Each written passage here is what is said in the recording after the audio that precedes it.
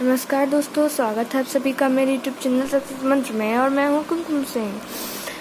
आज चलिए कल के लास्ट टॉपिक से स्टार्ट करते हैं। कल तो खैर हो गया था कंप्लीट, अब नेक्स्ट ही चलेगा। ठीक है, विद्युत फ्लक्स यहाँ से स्टार्ट करते हैं जल्दी। किसी विद्युत फ्लक्स होता क्या है पहले तो समझते हैं। हम डायग्राम से देखते हैं। किसी तल के अभिलंबवत, कोई तल है ये, इसके अभिलंबवत जो विद्युत फ्लक्स होता है उस तल के क्षेत्रफल एरिया और विद्युत क्षेत्र के गुणनफल के बराबर होता है। ठीक है, यही होता है विद्युत फ्लक्स। किसी फॉर्मूला से देखते हैं। विद्युत फ्लक्स क्या होता है? उस तल के क्षेत्रफल और विद्युत क्षेत्र के गुणनफल को ही विद्युत फ्लक्स कहते हैं। ठीक है, नेक्स्ट आता है गॉस प्रमेय। किसी बंद पृष्ठ से निर्गत विद्युत फ्लक्स यानी कि फाई उस पृष्ठ से बद्ध कुल आवेश का 1/ε0 गुना होता है। ठीक है, यही गॉस की प्रमेय है। अब प्रूफ करते हैं कि गॉस थ्योरम आई कहाँ से। पहले तो डायग्राम देखते हैं। चलो देखते हैं। डायग्राम ही ऊपर वाला डायग्राम जैसा ही है, बस थोड़ा सा डिफरेंस इसमें। अब देखिए, ये कोई बंद पृष्ठ है। ठीक है, इस पर जो टोटल आवेश है वो कितना है? Q आवेश है। अब इस पृष्ठ पर हमने एक सूक्ष्म अवयव dA डेल्टा A लिया। ठीक है, अब इस जो अवयव से ये पृष्ठ की दूरी है वो कितनी है? R है, R। ठीक है, यदि पृष्ठ अवयव पर विद्युत क्षेत्र E वेक्टर dA के साथ इसके साथ थीटा का कोण बनाता है, ये वाला। ठीक है, थीटा का कोण बनाता है, तब जो पृष्ठ अवयव से निर्गत टोटल विद्युत फ्लक्स कितना होगा? सूक्ष्म अवयव के कारण निकाल लेते हैं पहले तो। सूक्ष्म अवयव के कारण निर्गत विद्युत फ्लक्स कितना होगा? D phi equal E into d A. D phi equal E into d A. अब जब डॉट हटाएंगे तो कोई घटक तो लेना पड़ेगा, इसलिए हमने डॉट को हटाने के लिए डॉट के साथ हमेशा कॉस आता है और क्रॉस के साथ हमेशा साइन आता है। ठीक है, ऊर्ध्व 36 घटक होते हैं ये, तो ये आ गया। अब ई डी ए कॉस थीटा इतना हो गया। अब इसका समाकलन कर दिया। क्यों किया? तो हमने छोटे से अवयव के कारण लिया है, हम संपूर्ण अवयव के कारण लेंगे तो समाकलन। ठीक है, बिंदु अवयव के कारण विद्युत क्षेत्र की तीव्रता कितनी हो जाएगी? हम जानते हैं कि E बराबर 1/4π Q/R का भी पिछली वीडियो में हमने पढ़ा था। ठीक है, अब समीकरण 1 हमने इसको मान लिया और इसमें हमने E का मान रख दिया, तो ये रख के dA cos theta, but dA cos theta upon R² equal d omega. हाँ, ये चीज़ आपने पढ़ी नहीं है, आप सोचोगे ये कहाँ से आ गई। तो अभी इसकी स्टोरी बहुत लंबी है, तो चलो बताते हैं कि ये कहाँ से आई। अच्छा, डी ओमेगा, यहाँ पे ओमेगा क्या है? ओमेगा क्या है? ओमेगा तो है घनकोण। अब घनकोण आप पूछोगे कि घनकोण होता क्या है? तो घनकोण, अच्छा, किसी पृष्ठ क्षेत्रफल द्वारा किसी भी बिंदु पर जो अंतरित कोण होता है वो घनकोण कहलाता है। ठीक है, क्या कहलाता है? घनकोण। तो अभी बताते हैं, वेट कीजिए आप। अभी तो बताते हैं कि वो कैसे आया, कहाँ से आया, क्यों आया, सब डिटेल आपको देंगे।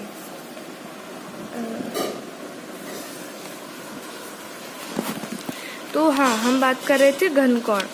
घनकोण क्या होता है? देखिए, किसी पृष्ठ क्षेत्रफल द्वारा किसी बिंदु पर अंतरित कोण घनकोण कहलाता है। ठीक है,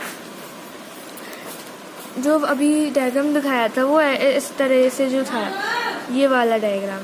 ठीक है, ये कोई पृष्ठ क्षेत्रफल है, इसके द्वारा इस बिंदु पर अंतरित कोण घनकोण कहलाता है। ठीक है, तो dA यानी कि पृष्ठ क्षेत्रफल ये हो गया। किसी बिंदु पर अंतरित कोण, तो उसके लिए कोई रेडियस भी तो होगी, तभी तो उस बिंदु पर कोण अंतरित कर रहा है। तो किसके समानुपाती होगा? वो उसकी त्रिज्या की। अब हमने प्रोपोर्शनल को हटाने के लिए कांस्टेंट लिया। क्या लिया? डी ओमेगा यानी कि घनकोण। ठीक है, ये कांस्टेंट ले लिया। अब ये डी ओमेगा, हम डी ओमेगा की वैल्यू निकालनी है, तो डी ओमेगा एक तरफ, D/R² एक तरफ, दोनों का समाकलन कर दिया। समाकलन करना तो आप जानते हैं, जो छोटी यूनिट से बड़ी यूनिट करने के लिए जो डिफरेंस होता है वो हट जाता है।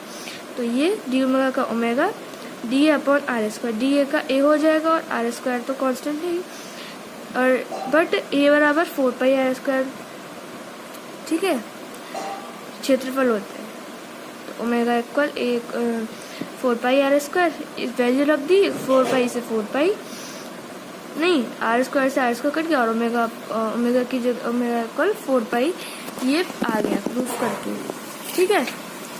अच्छा, इतना हो गया, तो वही चीज यहाँ पे आई है, ठीक है, क्या वही चीज जो है वो यहाँ सामने आई है, ये cos theta upon R square, देखिए ये रहा, d cos theta upon R square, G omega के, डी अपॉन आर स्क्वायर था वहाँ पे, यहाँ पे कॉस थीटा तो हटा देंगे, डी अपॉन आर स्क्वायर बचेगा और जी ओमेगा के इक्वल हो जाएगा, ठीक है। अब इसी तरह से लास्ट हम कहाँ थे, ये रहे, d phi equal Q upon 4 pi epsilon naught d omega, तो फाई ये समाकलन कर दिया तो फाई हो गया Q upon 4 pi epsilon d omega का ओमेगा, और ओमेगा बराबर 4 पाई, अभी हमने पढ़ा था, क्यू अपॉन एप्सिलॉन नॉट बचेगा 4 पाई से 4 पाई, तो ये गॉस थ्योरम प्रूफ हो जाती है। अब नेक्स्ट हेडिंग है एक समान आवेशित तार के समीप विद्युत क्षेत्र, ठीक है, एक समान आवेशित तार के समीप विद्युत क्षेत्र। अब पहले हम डायग्राम समझ लेते हैं। ये कोई लंबा तार है, ठीक है, ये कोई लंबा तार है जिस पर क्यू आवेश एल लंबाई मतलब समान रूप से पॉजिटिव क्यू आवेश वितरित है, ये रहा। इससे आर दूरी पर कोई बिंदु पी है, ये रहा, इससे इसकी डिस्टेंस आर है, आर दूरी पर कोई बिंदु पी है, ठीक है। इस पर हमें विद्युत क्षेत्र ज्ञात करना है, अब हमने एक बेलनाकार गोलीय गॉसियन पृष्ठ की कल्पना की। गॉसियन पृष्ठ क्या होता है, अब ये पूछेंगे। गॉसियन पृष्ठ एक ऐसा काल्पनिक पृष्ठ होता है जिसकी केवल कल्पना कर सकते हैं, ठीक है, कल्पना।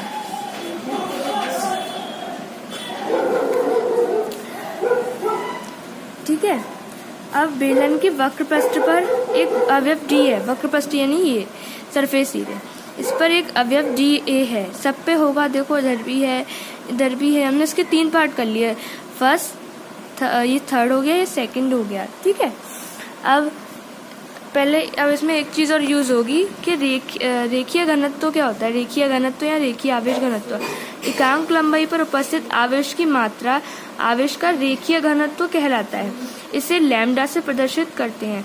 एकांक लंबाई पर, एकांक आ रहा है तो अपॉन में आ जाएगा, एकांक लंबाई पर उपस्थित आवेश की मात्रा यानी कि क्यू रेखीय आवेश घनत्व कहलाती है, और इसका मात्रा किसी से बना लेंगे, आवेश का होता है कूलाम और लंबाई का होता है मीटर, कूलाम प्रति मीटर होता है, ये कूलाम मीटर नहीं है, ये कूलाम प्रति मीटर है, कूलाम प्रति मीटर होता है, ठीक है। इसलिए अब हम ये जानते हैं d phi equal E into d A. अब संपूर्ण पृष्ठ के लिए फर्स्ट वाले के लिए बात करना है, ये रहा, ठीक है, d phi equal E d A cos 90, angle क्या बनना है 90 का बनना है, और कॉस 90 का मान 0, तो ये भी 0।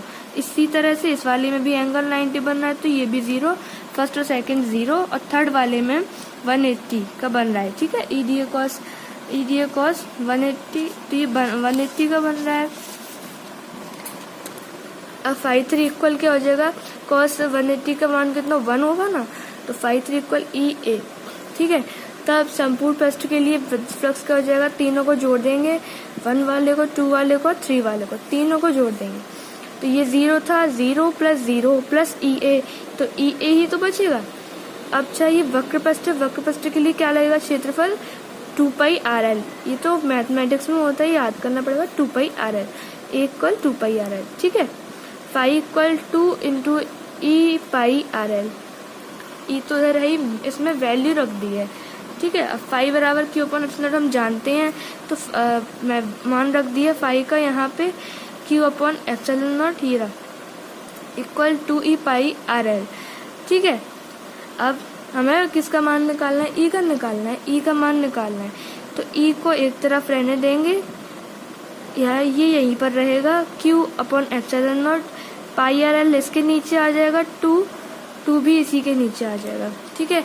बट लैम्डा बराबर Q/L रेखीय घनत्व तो अभी हमने पढ़ा था, तो ये किसके इक्वल हो जाएगा, लैम्डा के, ठीक है। तो 1/2 पाई r epsilon not into lambda, ठीक है। तो अब हम एक काम करते हैं, यहाँ पे 2 से गुणा, यहाँ पे 2 से भाग लगा दें, तो इसकी तो एक स्टैंडर्ड वैल्यू बन जाएगी जो हमें पता होगी, और ये कांस्टेंट राशि है, तो हमारे लिए इजी हो जाएगा। इसलिए एक काम कर रहे हैं, यहाँ पे 2 से गुणा 2 से भाग, तो ऊपर 2 से गुणा करेंगे तो 2 लैम्डा अपॉन r हो जाएगा, यहाँ पे हो जाएगा 1/4 पाई एप्सिलॉन नॉट। और इसी तरह से ये प्रूफ हो गया कि एक समान आवेशित तार के क्षेत्र कितना होता है, ये होता है, ठीक है। और अनंत विस्तार की आवेशित चालक प्लेट के समीप इसे कल बताएंगे, ठीक है। आज के लिए इतना ही काफ़ी है। अगर आपको मेरी वीडियो अच्छी लगे तो इसे लाइक और शेयर करना ना भूलें। प्लीज़ मेरे चैनल को सब्सक्राइब भी करना ना भूलें। धन्यवाद।